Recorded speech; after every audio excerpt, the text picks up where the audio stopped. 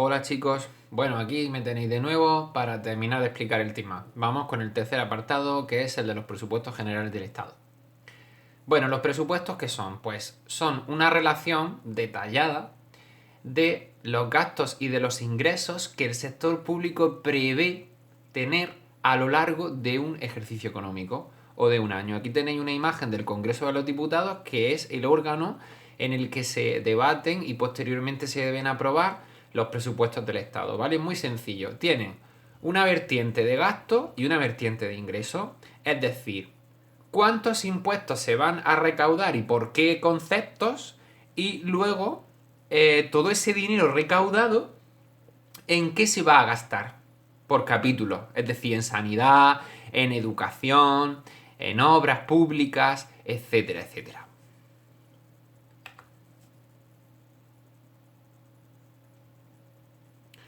Vamos a empezar con los ingresos públicos. Dice, los recursos que precisa el Estado pueden proceder de las siguientes vías: cotizaciones sociales, tributos u otro tipo de ingresos. Las cotizaciones sociales se refiere a todo lo que recauda la seguridad social, tanto a través de las cuotas de autónomos, los empresarios individuales o por cuenta propia, como a través de las cuotas que cada mes ingresan las empresas que tengan trabajadores dados de alta.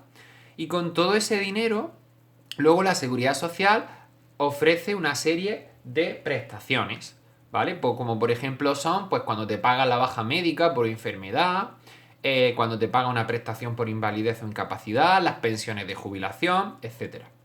Por su parte, los tributos son los ingresos públicos más importantes, pues porque representan la mayoría de lo que se recauda anualmente y se dividen en impuestos y en tasas. La diferencia es muy sencilla. Los impuestos los tenemos que pagar sin recibir directamente nada a cambio. Mientras que las tasas sí se pagan a cambio de un beneficio exclusivo. Por ejemplo, yo pago una tasa cuando quiero que me expidan un título universitario porque he terminado la carrera. O cuando me renuevo el DNI, pago una tasa también al Ministerio del Interior. O cuando me saco el carnet de conducir, pues pago también una tasa a tráfico. Es decir, yo soy el beneficiado de ese pago. En cambio, en los impuestos yo pago y luego, pues sí, tendré derecho a utilizar los servicios públicos que el Estado ofrece. Pero no directamente por el hecho de haber pagado más o menos impuestos, yo disfrutaré de más o de menos servicios. No hay una relación directa de equivalencia entre lo que pago y lo que recibo del sector público. ¿Vale? Bueno, pueden ser directos o indirectos. Los directos son aquellos que consideran la situación económica del contribuyente, es decir, aquellos que tengan más riqueza pagarán más impuestos, si estamos hablando de impuestos directos, y recaen sobre la renta o sobre los beneficios, por el mero hecho de obtenerlos. Mientras que los impuestos indirectos se ponen de manifiesto cuando se gasta esa renta. Es decir, cuando se consume, se compra un bien o se contrata un servicio, o bien se transmite, es decir, se vende un determinado bien. Y esos no tienen en cuenta la situación económica del contribuyente.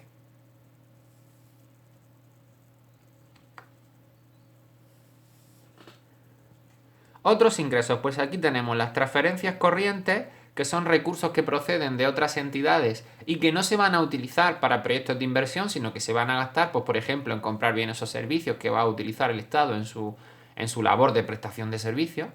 Los ingresos patrimoniales, pues son rentas que son procedentes de bienes propiedad del Estado o del conjunto de las administraciones. Por ejemplo, los beneficios que obtenga Renfe, la red española de ferrocarriles. ¿Vale? Pues como empresa pública que es, porque su capital es 100% del Estado, eso sería un ingreso patrimonial. La enajenación de inversiones se refiere a la rentabilidad que se obtenga de la venta. Enajenar significa vender. De vender un bien que es propiedad del Estado, ¿vale? En el caso de que se obtenga una renta, pues porque se ha vendido por un importe mayor al importe por el que se compró. Y luego las transferencias de capital son fondos millonarios de la Unión Europea que se utilizan para pagar proyectos de inversión, como por ejemplo la construcción de la autovía A92 que tenéis en la imagen, que surca a prácticamente toda la comunidad de Andalucía. Diferencias entre impuestos directos e impuestos indirectos. Pues bueno, ya os la he comentado. Los directos gravan la renta o los beneficios, los indirectos el consumo o la venta de determinados bienes. Los directos consideran la situación económica, es decir, los más ricos pagarán más, los indirectos no la consideran. Impuestos directos más importantes tenemos el IRPF, ¿vale? Que afecta pues a la gran mayoría de nosotros, a los empresarios individuales y luego a los particulares, todos aquellos que estemos trabajando con un salario, somos contribuyentes por el IRPF.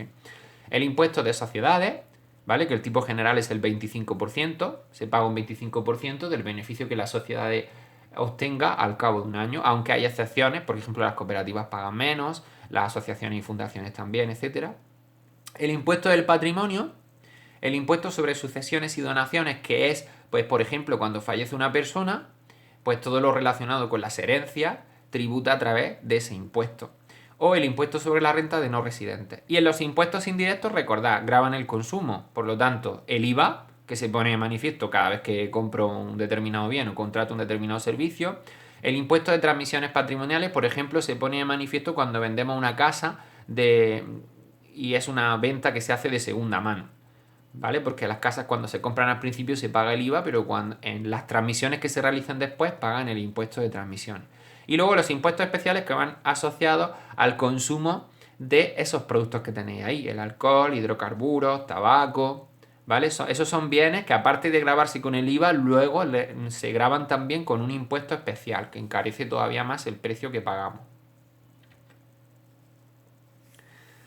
Los gastos públicos de los presupuestos. Pues bueno, el gasto público es el conjunto de gastos que realiza la administración. Y según a lo que se destine, es decir, según en qué se emplee o se utilice, diferenciamos entre gastos corrientes de inversión o transferencias y subvenciones. Los gastos corrientes se destinan pues a la compra de material, de bienes que se utilizan para prestar servicios como por ejemplo la sanidad, la educación, la justicia, la defensa, etc. Las partidas más importantes pues son los salarios de los funcionarios, de los empleados públicos, significa, y luego la partida destinada a comprar bienes y servicios fabricados por empresas privadas, ¿vale? Son las compras que el Estado hace de bienes y servicios que han fabricado empresas privadas. Los gastos de inversión son aquellos que se destinan a mantener o bien a aumentar la capacidad productiva instalada de un país, ¿vale? Todo lo relativo a infraestructuras que van a permanecer durante una serie de años a largo plazo en la economía, como tenéis ahí carreteras, hospitales, etcétera, son gastos de inversión. ¿Vale? La construcción en sí, por ejemplo, ahora que estamos con lo del coronavirus, por desgracia, pues la compra de material sanitario entra como gasto corriente, ¿vale? Cuando un hospital haga un pedido de mascarilla o de respiradores o lo que sea, ¿vale? Eso es material sanitario. Por lo tanto, es un gasto corriente, porque hay una empresa privada que lo ha fabricado y que se lo vende al Estado. Transferencias y subvenciones. Pues bueno, esto no es un gasto como tal, sino que una vez que se ha recaudado por impuestos y por cotizaciones, ¿qué se hace con ese dinero? Pues se utiliza para reasignar renta. Es decir, aquellos sujetos con una menor capacidad económica se beneficiarán de transferencias si son familias. ¿Vale? Las transferencias se destinan a las familias. Pues pensiones, becas, subsidios por desempleo, etcétera, pero no para todos, para aquellos que acrediten una situación de mayor necesidad. Y luego, cuando ese dinero va a parar a empresas, es cuando hablamos de subvenciones. Pues, por ejemplo, en la zona de Los Vélez, pues hay muchos agricultores que reciben subvenciones pues, por el tema de la agricultura ecológica, ¿vale? O para el cereal, porque si no, no es rentable, su cosecha, etc. Bueno, la demanda agregada, recordemos la expresión de cálculo, consumo más inversión, más gasto público, más exportaciones netas. Bueno, ahí os diferencia entre el gasto real y los gastos de transferencia. El gasto real sería la suma de los gastos corrientes, lo que se gasta en bienes y servicios, que hemos dicho, más los gastos de inversión, es decir, todo lo destinado a infraestructura. Ya que las transferencias y las subvenciones no son gasto público en sentido estricto, ¿vale? Por lo tanto, no están incluidas en la G que nosotros consideramos cuando calculamos la demanda agregada.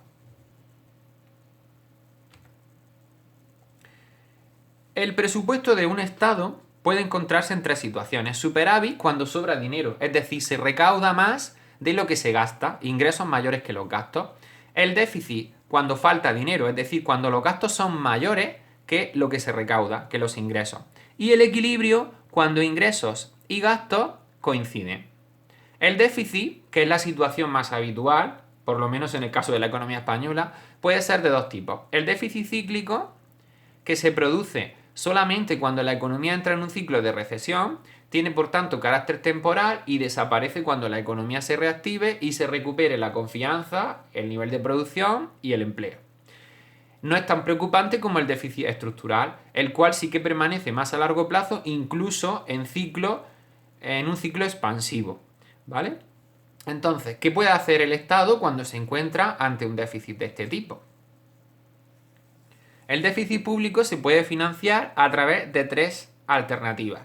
La primera es la más común, la emisión de deuda pública, ¿vale? Y de hecho, ahora mismo en la situación que tenemos, el Banco Central Europeo ya está anunciando que va a comprar deuda soberana. Eso significa pues que va a comprar deuda emitida por los estados europeos que están atravesando dificultades, como por ejemplo España.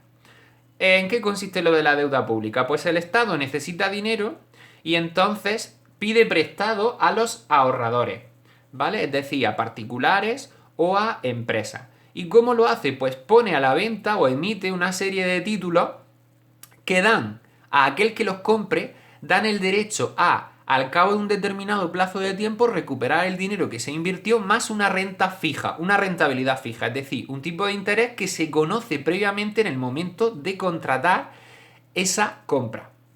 ¿Vale? Son las letras, los bonos o las obligaciones del tesoro, ¿vale? Que se diferencian unos de otros fundamentalmente en el plazo de vencimiento, es decir, en el tiempo que va a transcurrir desde que se compran hasta que se recupera la inversión. El aumento de impuestos. Pues evidentemente si aumentamos los impuestos, aumentan los ingresos públicos, se recauda más, pero eso en una época de recesión no se puede llevar a cabo, ¿vale? Eso es una medida más frecuente en un ciclo de expansión, es decir, cuando la economía va bien y entonces pues digamos que es el momento más propicio. Y el aumento del dinero en circulación pues tiene el riesgo de generar inflación y además es una medida que el Estado español unilateralmente no la puede tomar porque eso, la competencia la tiene el Banco Central Europeo, que consiste en poner más billetes y moneda en circulación. Por lo tanto, y según hemos dicho, podemos, para combatir el déficit, emitir deuda pública, pero eso supone que el Estado se endeuda, es decir, que en el futuro tendrá que devolver ese dinero y además pagar unos intereses a los ahorradores. Podemos aumentar los impuestos, pero es una medida impopular, es decir, que genera rechazo por parte de la población y que no va a ayudar a que el gobierno que esté actualmente en el poder luego gane votos en las próximas elecciones. Es decir, que va a generar oposición. Y el aumento del dinero en circulación, cuando hay más dinero circulando en una economía del que la productividad requeriría, pues lo que pasa es que ese dinero pierde valor. Va a decir que las cosas empiezan a subir de precio y por lo tanto podemos llegar a una situación de inflación. Y en cuanto al concepto de presión fiscal que habéis trabajado ya en base al texto de apoyo que aparece al final del tema, pues muy sencillo. La presión fiscal es el porcentaje que representan los impuestos más las cotizaciones sociales sobre el Producto Interior Bruto de un país. Del gráfico me interesa fundamentalmente pues que observéis cómo actualmente, bueno, son datos de 2018, en España la presión fiscal de media está en el 35%. ¿Qué quiere decir eso? Pues que los españoles destinamos un 35% de lo que ganamos al pago de impuestos y de cotizaciones a la seguridad social. Y si os fijáis en comparación al resto de nuestros socios europeos, pues fijaros que la presión fiscal en España, aunque pudiera parecernos, no es demasiado excesiva. Porque tenemos países como Francia, Bélgica o Dinamarca, donde la presión fiscal es bastante superior. Ahora, también eso se traduce en que el estado de bienestar en esos países pueda ser mejor. Es decir, en que los ciudadanos de esos países puedan disfrutar de unos servicios públicos de mayor cantidad y calidad. Y con esto pues doy por concluido el tema. Ya sabéis que cualquier duda que tengáis, que no dudéis en escribirme un correo electrónico, que yo estoy todo el día pendiente del móvil. ¿Vale?